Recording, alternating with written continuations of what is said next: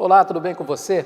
O Brasil de Cor conversa agora com o advogado Humberto Adame Santos Júnior, que é presidente da Comissão Nacional da Verdade sobre a Escravidão Negra no Brasil. Ele está percorrendo o país para falar de política de reparação. Eu gostaria que o senhor dissesse o que o senhor está fazendo nesse processo, o que o senhor já fez e o que o senhor ainda pretende fazer em relação a essa política de reparação.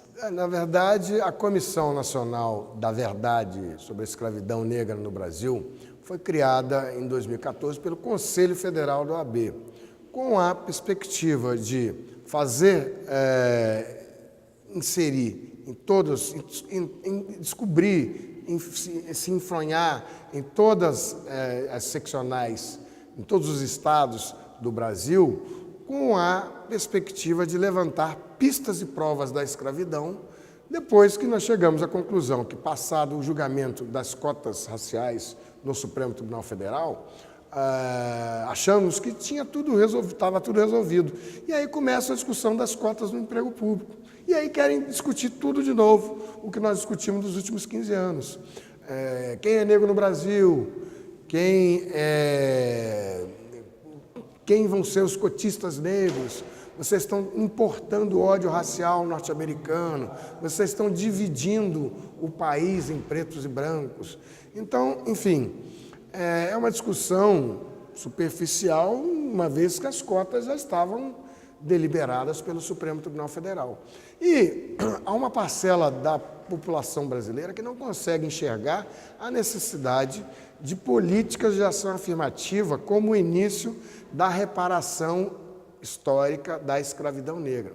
Então, nós vamos ajudar essa parte da população, trazendo as pistas de prova da escravidão, o horror da escravidão negra no Brasil, para demonstrar, olha, aqui foram 350 anos de escravidão, aqui foram 500 anos de Brasil com a população de africanos escravizados que foram trazidos para o Brasil e que ajudaram a construir a nação e que hoje vivem uma situação de cidadãos de segunda classe.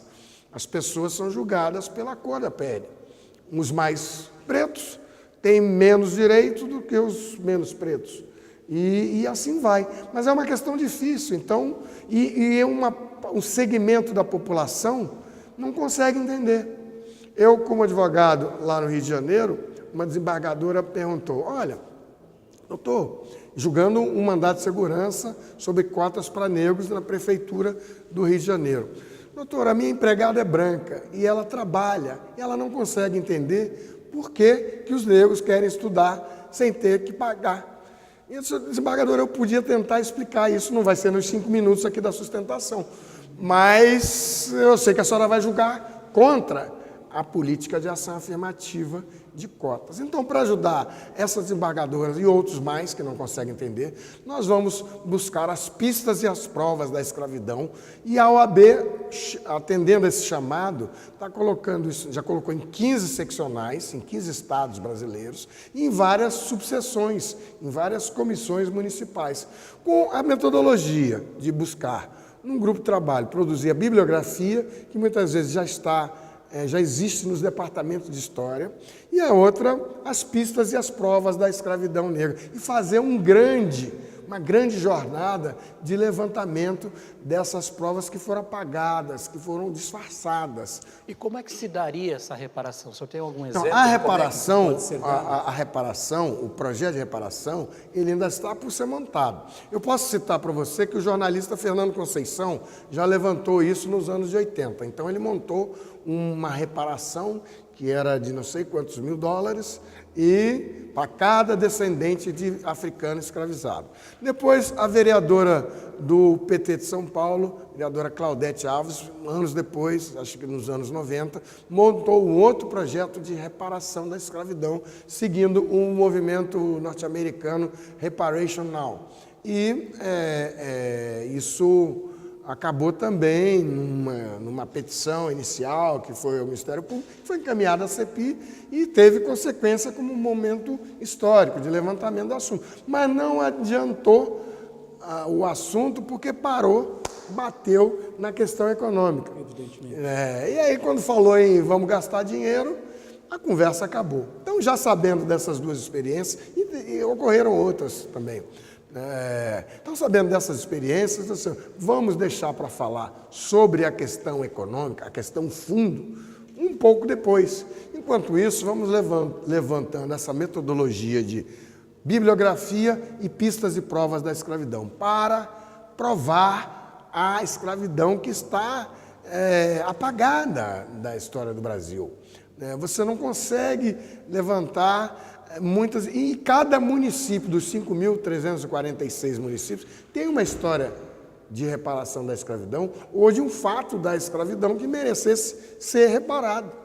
E isso é o que nós estamos fazendo. Estamos montando comissões da OAB que estão se associando com universidades, com sindicatos, com institutos federais. Seria contar, digamos, algumas histórias que aconteceram no período de escravidão que ninguém tem conhecimento ou muito pouca gente sabe. Exatamente. Essas são as pistas e provas da escravidão que levam a fazer essa parcela da população que não entende, que acha que não existiu, que acha que isso foi há muito tempo atrás, que acha que falar disso é uma vitimização, é um mimimi, como você tem ouvido nos últimos tempos, né? E não percebe o trauma coletivo, a dor que existe na sociedade brasileira e que nega isso o tempo todo e que justifica uma outra coisa que é o que acontece nos dias de hoje, o racismo contemporâneo. Posturas que tem no coletivo da sociedade brasileira, no tratar um cidadão porque ele é mais preto que o outro, ele já trata de cima para baixo, como no tempo da escravidão ele já trata de cima, mesmo que as pessoas achem que não estão sendo vítimas do racismo. E ele se dá nas paredes de qualquer lugar, das instituições corporativas, das Forças Armadas, do Congresso Nacional, das grandes empresas. Em todo lugar que você olhe para a sociedade brasileira, você vê aquela famosa pirâmide, onde o fundo é preto e, na medida que você vai chegando até o ápice, até o final, ele vai embraquecendo e chega na Dinamarca. Ah, mas teve um lá que não precisou. Sempre tem um que não precisou. Considerando que os negros são mais de 50% da população, é muito pouco. Ou que não é que não precisou. Ele conseguiu passar, talvez por uma zona de conforto, ou talvez porque ele tinha mais força, ou ele tinha um tratamento sobre-humano, né? Ele conseguiu chegar lá. Mas isso não quer dizer que todo mundo tem que ter aquele tratamento de super-homem para chegar lá. Um tratamento que não é exigido dos outros segmentos da população.